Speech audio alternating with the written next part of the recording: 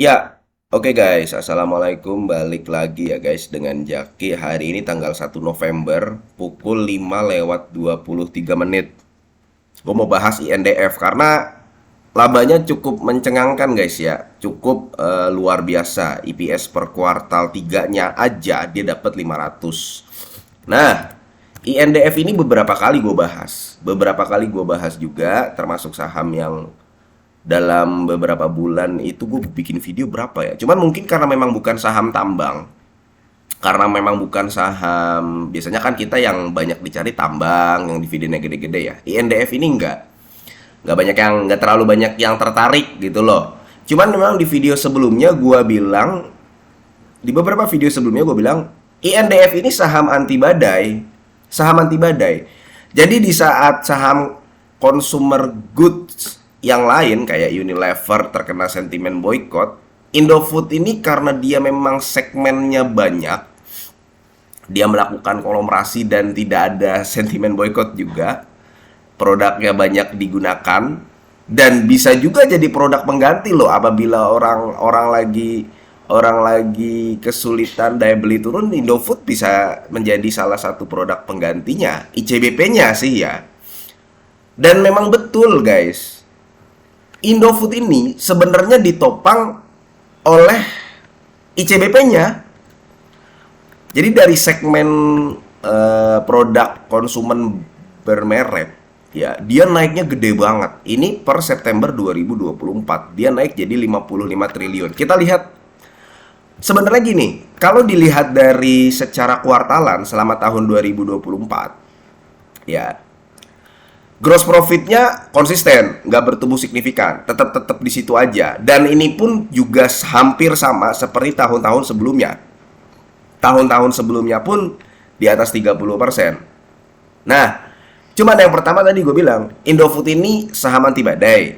Kemudian yang kedua, jadi waktu US dollar turun, waktu US dollar naik, ya, Indofood ini terkena yang namanya kerugian selisih kurs. Nah, kerugian selisih kurs. Dan apabila US dollar melemah, dan kita tahu ya waktu September 2024 kemarin, bulan September, itu US dollar melemah. Coba lu lihat US dollar sendiri. Melemah. Dan kalau misalkan melemah, Indofood, ICBP yang memang memiliki hutang dalam mata uang asing. Nah, ini guys ya. Nah, ini nih. Dia akan terkena pendapatan keuangan. Jadinya nanti Indofood dan ICBP itu akan mendapatkan laba selisih kurs. Nah, laba selisih kursnya ini sendiri ada di angka 1,2 triliun. Berbanding dari tahun 2023 di kuartal 3 yang US dollarnya lagi tinggi itu cuma 402 miliar. Nah, tadi udah gua hitung.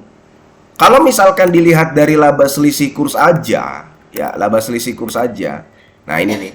Dia dapat 1,2 T, ya kan? Kemudian gue coba bagi dengan jumlah lembar sahamnya. Laba selisih kurs dari yang 1,2 T ini aja dia udah menyumbang IPS 141. Berarti kan kalau misalkan ini dihilangkan, yang IPS-nya 559 nih sekarang nih per kuartal 3, IPS Indofood itu sebenarnya cuma 400-an. Tapi apa karena ada ini, nah ini nih guys, maka dia menjadi 559. Bagus nggak? Bagus. Jadi gini guys, lu kalau misalkan mau beli Indofood, ya belilah saat dimana kondisi perusahaan itu lagi terkena sentimen negatif. Sentimen negatifnya apa? Ya ketika si perusahaannya mengalami IPS yang rendah, laba yang rendah, dikarenakan ada hal-hal yang kayak tadi tuh, kayak kerugian selisih kurs. Jadi sebenarnya secara operasional, secara usaha, meskipun labanya kelihatan kecil, tapi sebenarnya dia nggak sekecil itu. Itu karena ada, yaitu salah satunya kerugian selisih kurs itu. Kayak gitu. Sama kayak Gajah Tunggal. Gajah Tunggal itu ya, dari beberapa waktu sebelumnya, Pak Lokengon kan udah beli. beliau juga udah ngelihat bahwa ini perusahaan sebenarnya marginnya nggak sekecil ini. Marginnya sekecil ini karena memang hutangnya lagi besar. Lama-lama perusahaan menyehatkan keuangannya. Setelah lama-lama perusahaan menyehatkan keuangannya, untuk beban bunganya jadi kecil, ya laba. Kemudian ketika nanti US dollarnya melemah, laba atau kerugian selisih kursnya itu mengecil juga, EPS-nya bisa gede. Nah, di saat EPS-nya lagi kecil, karena faktor-faktor yang tadi gue sebutkan tadi ya, kayak beban keuangan, kayak kerugian selisih kurs, dan di saat sahamnya roboh, biasanya kan kalau EPS-nya kecil dan labanya kecil, sahamnya ikut roboh ya kan, ikut jatuh gitu. Dan itu terjadi juga sama Indofood, makanya dia lama tuh sideways di angka 6.000, sideways di angka 6 ribuan di sini. Nah, di saat itulah lu cicil untuk koleksi. Di video sebelumnya pun gue sempet sampaikan, beberapa kali gue sampaikan, cuman kan memang nggak terlalu banyak yang tertarik karena apa, yaitu dividennya nggak gede, dia baginya segitu-segitu aja, 278, 268, 258, ya mungkin memang tipikalnya grup Salim kali ya. ICBP-nya juga begitu, kemudian LSIP-nya sama SIMP-nya juga begitu.